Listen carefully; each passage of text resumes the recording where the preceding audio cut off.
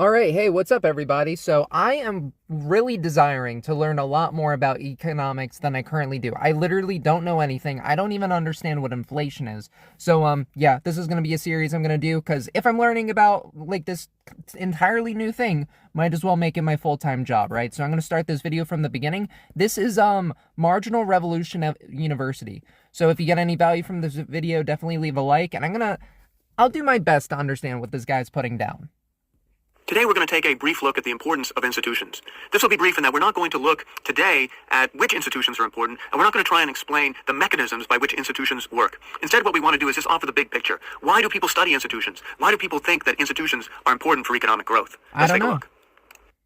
North and South Korea provide almost a perfect natural experiment, demonstrating the power of institutions. In 1944, North Korea and South Korea were very similar. They had the same people, the same culture, the same language, the same history. Very similar economies. If anything, North Korea was a little bit more industrialized, South Korea a little bit more agrarian.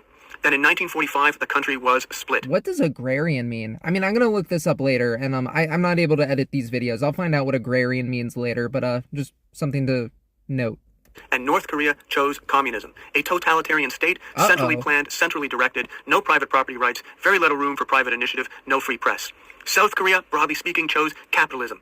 Private property rights, a free economy, much bigger scope for private initiative, a free press. Not always... What I'm wondering is what is with all these, like what's with the blue? Like, what does the blue mean as opposed to North Korea? Like, is this, like population density? I'm not understanding this, like, because North Korea has a population. I guess we'll find out in a second, right? Of course. But broadly speaking, South Korea chose capitalism, North Korea chose communism. Now, what were the results of these choices? Well, 50 years later, the results are so clear, an alien could see them from outer space. In fact, this is a picture of North and South Korea taken from outer space. And what you see in South Korea is lights, broad lights, people going out to parties, lighting up their home. What you see in South Korea is a developed, modern economy. Up here in North Korea, they're struggling. Like, is it a modern economy? Absolutely. Are they effed beyond repair? To be seen. I'm inclined to think yes to that latter question. What you see is darkness, with the one exception of Pyongyang, the central city where the ruling elite lives. Massive differences created in just 50 years. Today, South Korea has a GDP per capita this little light over at least here 10 times, probably like 15 times higher than that in North Korea. South Korea is a modern, developed economy, the most wired economy in the world, a standard of living equal to that of most Western countries. North Korea is in periodic starvation, a militarized state where the people are regularly starving. That is the difference which institutions can make in just a matter of a few generations. Here's another picture which could suggest the power of institutions. This is Nogales. On the right is Nogales, Mexico. On the left is Nogales, Arizona. Now, there's a lot here which is the same. Clearly, for example, the geography is the same. You might think the people are different, but actually the people and the culture are also very similar. So until the 1850s, both parts of Nogales were parts of Mexico. So many of the people... It is kind of interesting that from this picture alone, and obviously this is like one slice of the entirety thing, right? Like, it is interesting to see, like, that the Mexican side looks, like, I don't know, there's just more going on. I was about to say it looks more developed. Like, just because there's buildings doesn't mean it's more developed. But it is just interesting that this side looks more barren, this side looks more, like, plentiful. Just because, like, from what I've seen of Mexico, like, I'm gonna be real, like, Mexico looks like this side a whole lot of the time. But, yeah.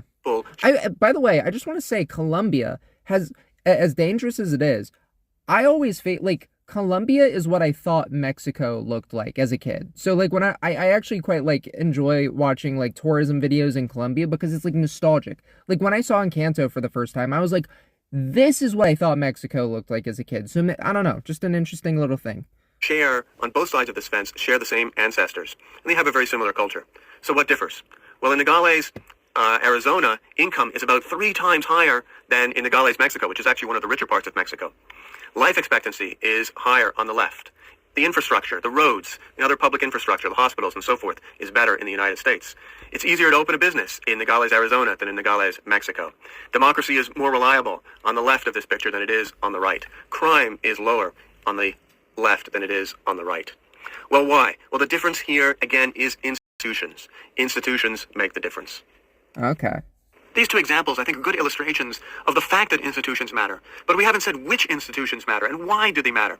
In future lectures, we'll be talking more about some of the possibilities. So, okay, this is like a lot of information already. This is why this is so dense. So, which institutions matter? Property rights, rule of law, free press, honest government, which we don't have, we're working on it, Open markets. I'm from the America, United States, by the way.